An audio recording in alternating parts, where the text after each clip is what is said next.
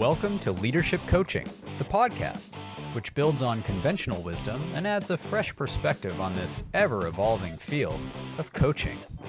Have we been misunderstanding leadership all along? Traditionally, we ascribe leadership to certain people, but what if leadership lives in relationships instead? If you've been struggling with your identity as a leader, it may be that limitations of an old model just don't fit. Join leadership coach Dr. Martin Kettlehut and results coach and certified IFS practitioner Bill Tierney as we discuss the nuances of leadership as relation. The Leadership Coaching Podcast, awakening the confident and compassionate leader within.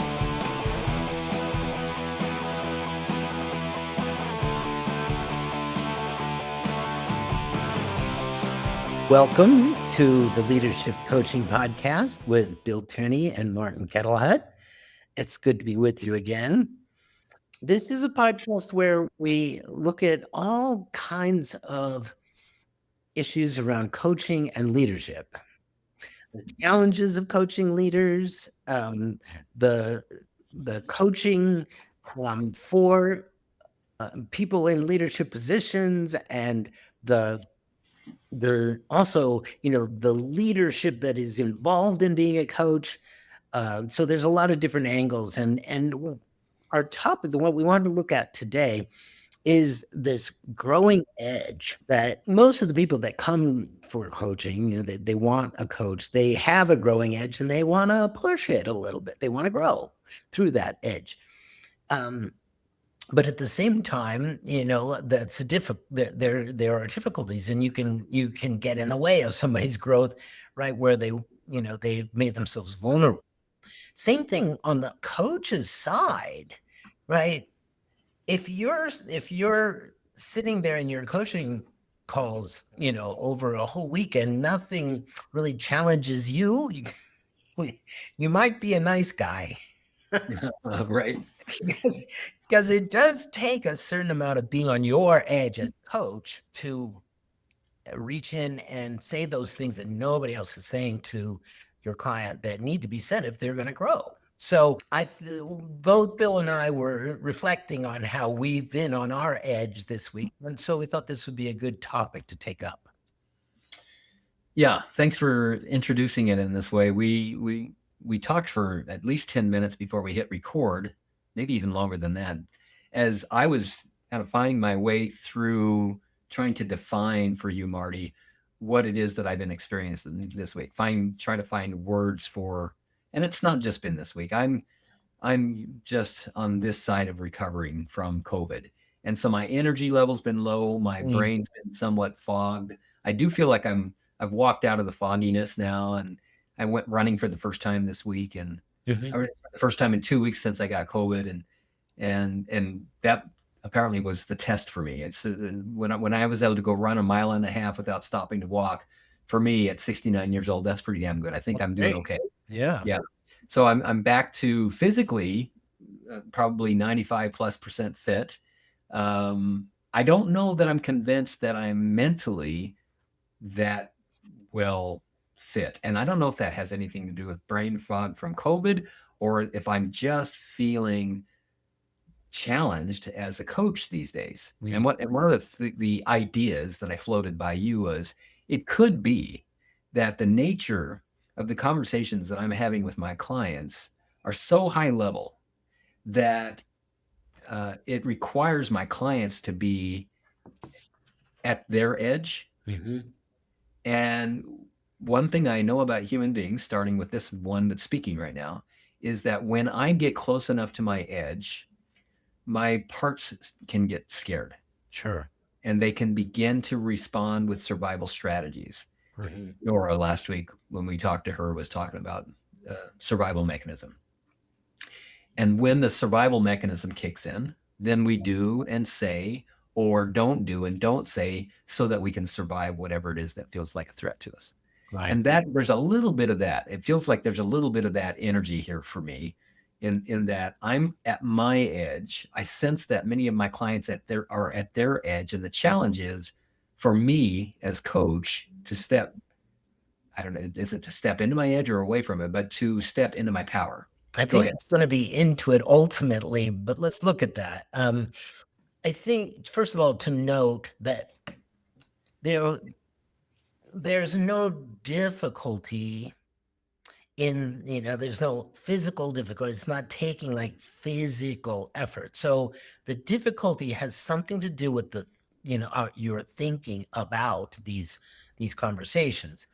And I think you named it. There's a fear there, right? Yeah. If you're working under fear, it's gonna drain your battery, your energy, and your capacity quickly.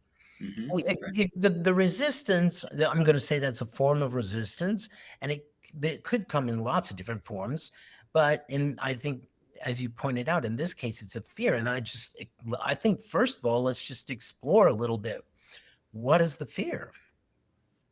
Well, I like to do with my clients, speaking in general terms, um, makes it very difficult to land anywhere. Um, I kind of need to think about, maybe an example or two of when I have been feeling like on my edge or on edge Right. in my coaching sessions with my clients. Yeah. Um, and I told you an example earlier. I want to be really respectful to my clients and not name enough detail about anything where I would point to them and the experience that they had. But Mhm. but I do a lot of group coaching, and from time to time, a client might get activated. They might have parts activated by something that happens in the group coaching session, and then they want to ask me about it, like what happened there, because something happened inside of me. They might say when that happened, and it's going to be helpful for me to understand what were you thinking, why did you say that, why did you go in that particular direction. Right. Right. Essentially what they're saying, whether they know this or not, what I'm hearing is I got triggered. Something happened in that coaching session and I got triggered. Now, the fear for me is often fear that they don't like me anymore. Mm-hmm. And that's embarrassing to admit that. I'm supposed to be this powerful coach, and I am most of the time a powerful coach. And yet I have young parts of me that get scared that people won't like me, Mm-hmm. that people don't approve, Mm-hmm. or worse off, that they might actually criticize me and want to try to hurt me. There's a fear of conflict. Yeah. So thank you for saying that. I think that the work, so to speak, becomes okay. How do I deal with this fear of conflict? You know, um, rather than avoiding the edge, right? There's a fear that there's going to be conflict, and how will I deal with that? Where do I stand in that? Or do I want to avoid it? Or there's a fear because there's a sense of conflict now. Mm-hmm. And the fear is, am I going to get stuck in this? This feels dangerous. Is it going to actually be dangerous? Yeah. Let me just give you an example of the sort of thing that I had in mind when we were talking about the topic, and then maybe there'll be a confluence here. Sure.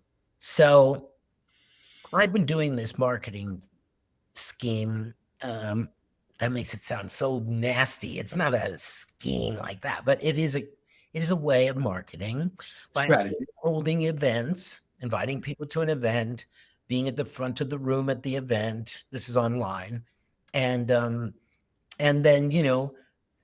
interacting with this group, and then seeing who might fall out of that as clients. Well, it hasn't been very effective, and so I've been looking at why and how to improve that, or maybe this isn't a good marketing method. So one of the people who has been attending these let me know that she wasn't going to be able to be at the round table that was just last night, actually. And she said this about a week ago. And so knowing that I haven't been getting the results that I want from marketing in this way, and seeing that she was telling me in her message that she was contemplating doing a similar sort of thing to promote her business, I felt my edge come up. Like, okay, I can be very forthcoming here. I can be very vulnerable with her, and I can let her know that this method of marketing hasn't been working for me, so that she could learn from that. She might be able to do it better, or she might avoid a waste of money and time by not going down that route, right? Mm-hmm. And so I said, let's forget the round table. Let's you and I talk, right? I want you to get that job. I know she's looking for a job. I want you to get that job. Let's go right to the heart of the matter and talk about that. And so I'm right on my edge, because it's not this group where whoever wants to can follow up with me afterwards. I'm like going after her in a way, Mm-hmm. with an open heart. And it was edgy, because I told her, I don't think you should do this. What I've been doing, I don't think you should do it. Right? This way of marketing. And I critiqued some of the other things that I see about the way she's going about looking for the job. I even recommended and walked her through project design, which has been a topic of ours recently with Nora. And that was really what ultimately sold her. She's like, wow, I need a project design, when she saw how powerful it was and the difference it could make. So that was all on the edge for me, because I'm out on the skinny branches saying, I'm doing the same thing you're doing, and it hasn't been working, but I do have some feedback for you, right? Like that. Mm-hmm. And Yeah. it turned out to be very effective. She will be a client of mine starting in November. But what I had to do, I felt like, and what was turned out to be effective, was I had to deal with a different fear, a fear that, like that she wouldn't buy anything that I had to say, that I would come across as just, well, it's not working for you. You don't know what you're talking about. Why would I take advice from you? Right. As opposed to grabbing her attention and wanting her to come over and work with me. Mm-hmm. I was like showing her, I don't know what I'm doing either. Right. At least when it comes to marketing. Exactly. Right. Right. So, what I needed to do is I needed to get in the place before I had the follow-up communication where we were actually in real time together. I had to detach from the result. I told myself I'm going to go for this. And because out of just commitment to her, the desire to make a difference. And if it doesn't, okay, that's not a big deal. And I would spend an hour preparing. I spent an hour with her. And if that was 2 hours didn't amount to anything, well, 2 hours in my whole life is not a big deal. But I had to get to that place of seeing that, because otherwise I was going to be edgy in a negative way. Like my fear would have destroyed the conversation. You say that again. You needed to get to the place where you realized that. I think I heard you just say. Mm-hmm. What was it that you had to realize? That I needed to be unattached. Mm-hmm. Yes. That I was gonna, I remember just another analogy, but it fits for me. I remember, when we played soccer in high school, and there was the town next door to us. I don't know why, but all the kids in that town, they got much bigger than us, much faster. And we knew every time we played Mitchell, that was the name of the town, they were going to beat the heck out of us. We were going to be bloody, laying on the floor, and they were going to with lots of points, right? And so the coach was just like, you know what? I know. Just go out there and, play your heart out. Just no holds barred. Just full out, give it your best, and leave it all on the field, kind of thing, right? Yeah. Yes. And so, I mean, we never beat them, but we had some of our best performances against the team from Mitchell. Mm-hmm. Mm-hmm.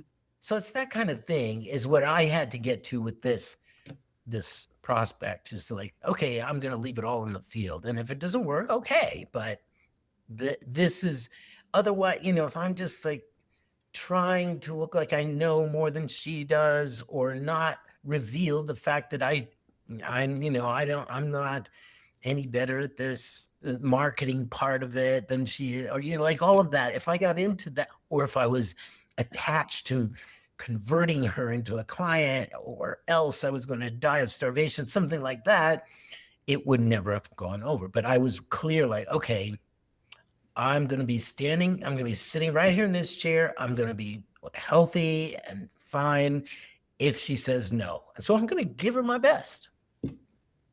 So your original fear was That original, you're distinguishing it from a different one? It was no.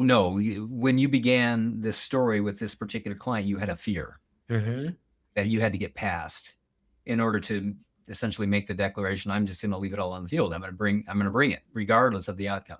right. That I would, the fear was that I was going to come across, I was going to occur to her as like worthless. Yeah. So the fear was based on a concern about what she might think of you. Now, this goes to what you and I were talking about at the very beginning before we hit record of what ended up being, our growing edge as the topic. And that was what we do and don't have responsibility for when it comes to our relationships with other people. And so I'm just going to recount what I was talking to you about, which was that even though intellectually anybody that's been involved in personal development for more than 5 minutes knows that we're not responsible for how another person feels emotionally. Now, I remember it was far more than 5 minutes before I got that. That when I got that, it was a profound awakening. Wow, I'm as deeply immersed in codependency, and so for someone to suggest I'm not responsible for how my wife feels, I'm not responsible for how my mother felt when I was growing up, or my father, and I'm not responsible for their reactions and their behaviors. I didn't cause them to think that. I didn't cause them to feel that. I didn't cause them to do that. So there's that idea. And now you're introducing also the idea, or at least you're referencing the idea, I'm also not responsible for just even what people think. I'm not responsible for how they feel. I'm not responsible for what they think, and I'm not responsible for what they do. But there is a responsibility in there when we are responsible for what they do. But there is a responsibility. Well, yeah, that's the thing. I mean, ultimately, we're not responsible. I mean, part of the reason for that is because they've got a whole history. They have looked at life from different angles than you have. They've been exposed to TV programs that you haven't.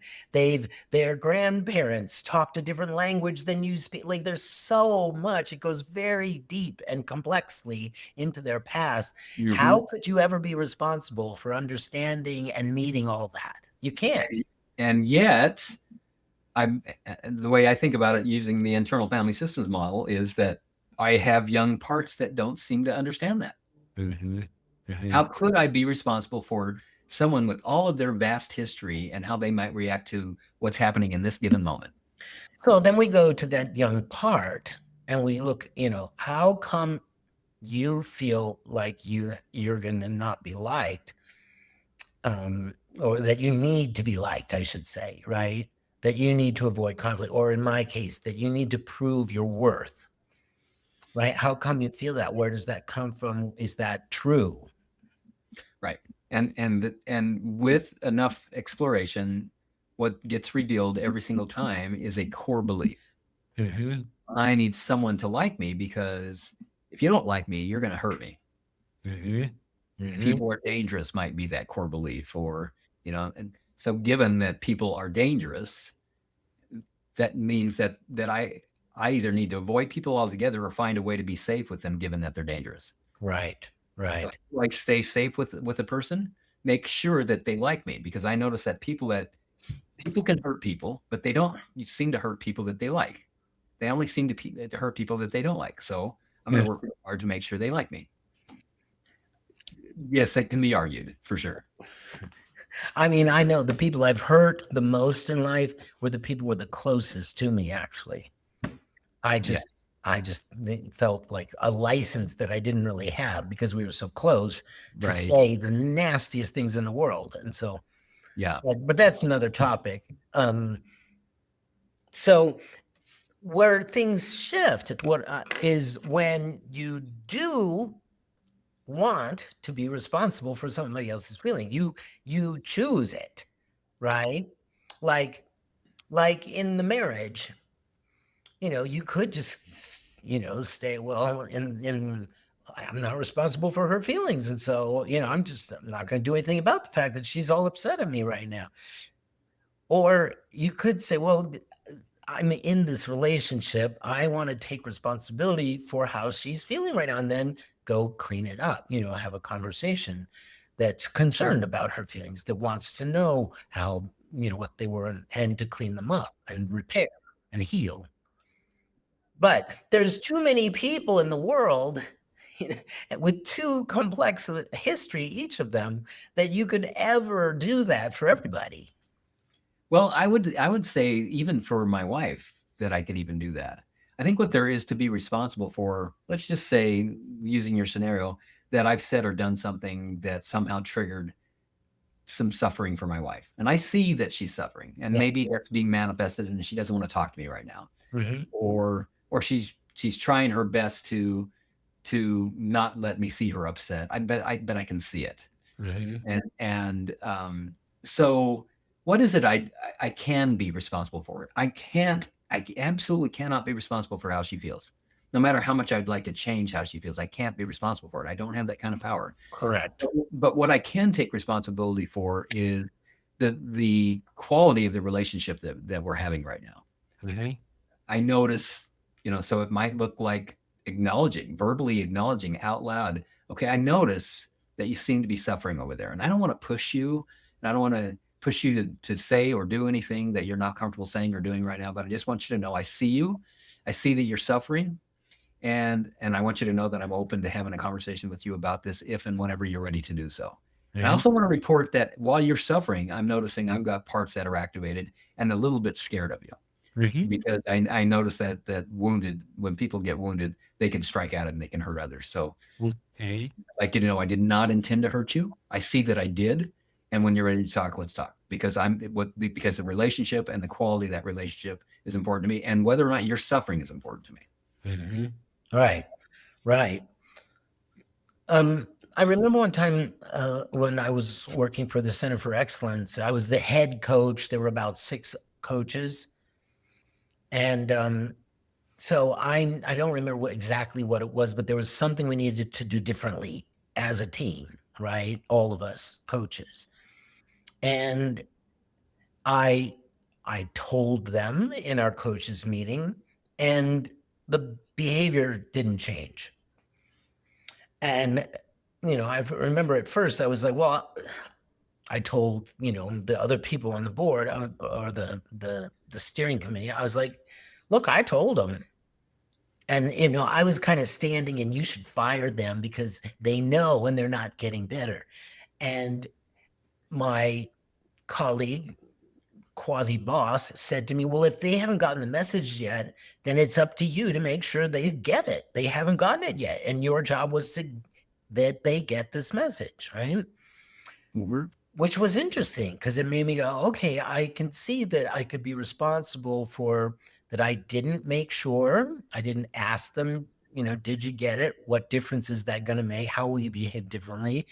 And that, that I knew full well that they were going to resist changing this behavior. And so I was hoping that, having just said it, I was off the hook, right? I didn't have to make sure that it changed their behavior, right? But that was the job, right? And so, I went back to them the next week. We had our weekly coaches meeting. I'm like, look, remember I said this, and I noticed nobody has changed. Where do we go from here? Because, you could lose your jobs over this, and then I noticed I was being threatening and giving them an ultimatum, and I didn't like that. And I said, I realized I just did that, and I don't want to do that, but it's true. If this behavior doesn't change, we can't keep you on. And so what do you need from me? What about the way I presented it didn't wasn't effective. Talk to me. Because together we have to make this change. Mm-hmm.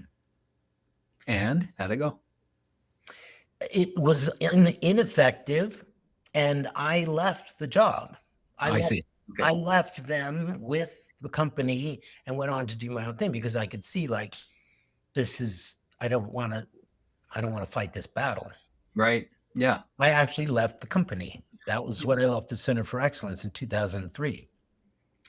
So as you're sharing that story, and this happened last week when we were talking too, and it's predictable that this would happen.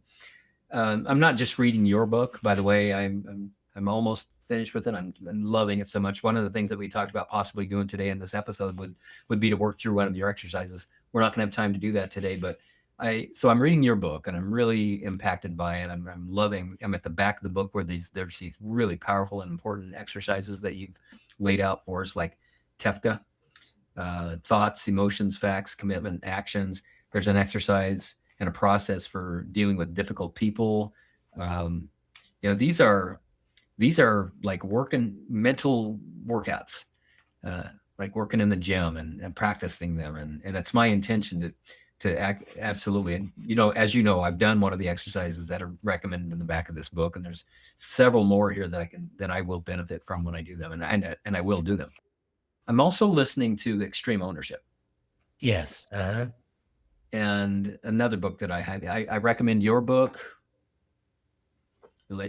Leadership as Relation. I highly recommend these Navy SEALs that have written this book, Extreme Ownership, and they've taken it into corporations. And I'm thinking about one of the examples that I just listened to this morning when I was out on my run of a leadership team of sales managers who were asked to deliver the news to their sales teams that the commission structure had changed, and not for the better. That the lowest producing salespeople were really going to be punished by this. And the highest producing sales team, on the surface, it appeared, would also not benefit from the changes. So one of these writers of the book was hired as a consultant to come into the company and work with it because they recognized they had problems on this leadership team. And when he went in to say, what's going on with this new sales commission proposal? And everybody completely was down on it. Everybody was down on it. Well, the point of the chapter that I'm listening to right now is that you have a responsibility as a leader to understand why. If you're taking directions from someone above you, and you're passing that on to people below you, or your peers, or it's simply your responsibility to execute this. If you don't understand why you're doing it and you don't disagree, then you are responsible to find out why, to understand it. And so why wouldn't you? Why wouldn't you go to the person that gave this for you to do and ask them, why are we doing it? Well, the feedback that he got was, because I don't want to appear stupid. I should somehow understand this already, but the truth is I don't. And so he got kind of nowhere with the sales team, the sales managers, and went directly to the CEO who had designed the new strategy, the new sales commission strategy. Right. So she got defensive. She got kind of angry that anybody would question her because she was that kind of a leader. I know what I'm doing. You should just believe me and do what I say to do and never question it. No. Obviously, that was a problem because that's not going to fly. But once he worked with her and said, listen, I don't understand it. Explain it to me. Why is it that this is a good idea? So she explained it to him. And he said, okay, that makes perfectly good sense. Your sales managers need to know that too. Yeah. So the next day she shows up to the meeting and she says, I understand you guys don't understand why we're doing this. So she explained it and the problem was solved because they finally did understand why. Yeah. Now, I'm thinking about your story when in Leadership Excellence. Is that the name of the company? The Center for Excellence. It was Center for Excellence. Yeah. There's maybe that's what was missing for somebody. And even when it was explained, it still wasn't like bought into as a value that was shared. Does that sound about right? I think that's a good point. I don't think in this case that's what was missing. Okay. What do you think was I missing? had explained why, You had. but maybe not to. I think the real problem was that these coaches, they didn't want to do what they needed to do, and that's, like, it wasn't. I could have explained it in an individual way to each of them, and they were just rebelling. They were just not. They had their own agendas that they couldn't get past. And the example that you gave me earlier with the person that wasn't your client at the time, Yeah, who's saying, I want this job, but you saw that she was blind to a couple of things, and you got past your own agenda. right. And you shifted to the agenda of serving her, much like Rich Lidman talks about in The Prosperous Coach. Mhm. Another great book, and Steve Chandler in that book, focusing on what it is, presence. Another thing that you do such a great job of writing about in this book is presence and power and purpose, and how to execute all of those and what they all mean. So I think that one of the things that I want to say before the end of this podcast is that part of what we can learn from this truism that you're not ultimately responsible. You could try as hard as you want to be responsible for somebody else's feelings, but you're never going to get there. And so it'd be better, to focus on, and this is the, I think, real upshot, focus on your own place in that conversation. Like, why are you triggered, or why can't you say what you need to say, whatever that is. Yeah. Bring it back home.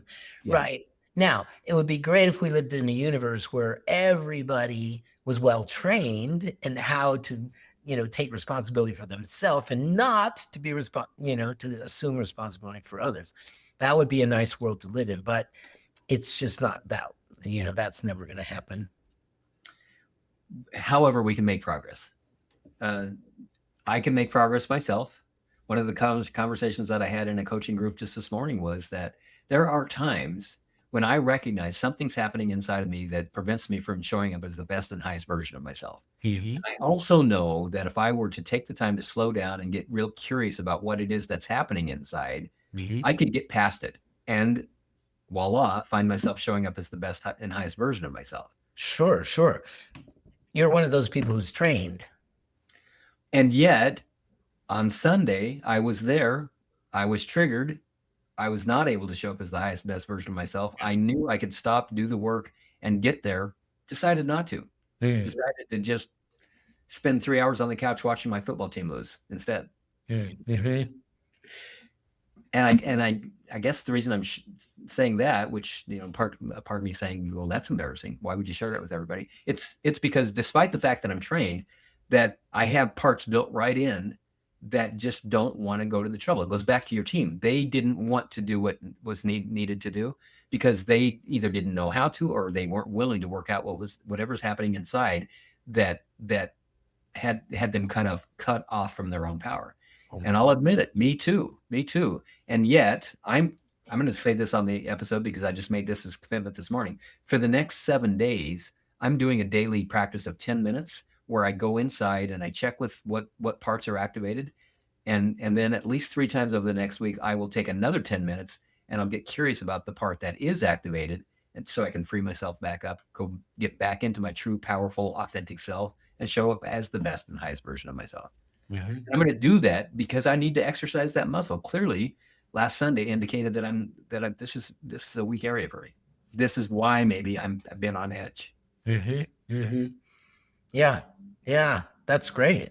I would love to hear next time we talk, what you learned and how that went, and because that sounds like work we could be doing, and I would like to be doing. And some people would. Let's talk about that next week when we record our episode for Leadership Coaching Podcast. What was it that I did? Did I keep my commitment? What difference did it make? What did I notice? And now what's my commitment, given what I've already accomplished? Am I going to go to the gym for a week and then get fat for the rest of the year? Or am I going to keep it up? Mm-hmm. Mm-hmm. Yeah, I mean, I think it's great. It's similarly what my practice right now is, because I don't normally, I'm working toward a vision of like a place I want to get to, and having just completed this book, I'm going through a little bit, I'm coming out of a postpartum weird phase. And so I don't have a clear vision right now of where I'm headed. I know some things I want to do, but it's not like having a plan. And I usually work, with plan. And so where I'm in my practice right now is to have alignment in each moment. Like when I was talking to that prospect, and I was like, okay, that I needed to get my experience with doing this way of marketing aligned with what I was saying to her. And I needed to get my commitment to making a difference for her aligned with not doing that marketing thing. I had to get all that lined up. And that was invigorating, actually. But it took me being in the moment and not having an agenda, right? Let's see if we can summarize this conversation. We are at time now. Okay. I'm glad we just jumped in knowing that, and it could have gotten messy. I don't think it did. I think it was kind of pretty much stayed in the same direction. I'll be calling this episode, if you agree, The Growing Edge. Okay. And I guess one last comment I want to make before we completely wrap up here is that you opened up with an idea, which was that many people come to coaching because they want to push their growing edge. Right.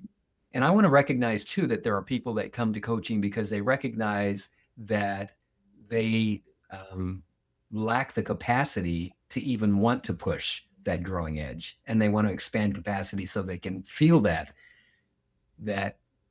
inspiration and that motivation and the I can-ness of it. I can push my edge. Right now, I would say that prior to this conversation today, I would have been standing on this side of, I'm not so sure that I can. I think I'm already at my edge. Mm-hmm. What I'm realizing now is that a big part of what this conversation is doing for me is expanding the I can-ness in my mind. I think it's something I can do.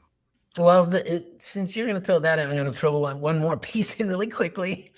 I have a new client who came to me because he wanted to get off the edge. Like there's just too many challenges right now.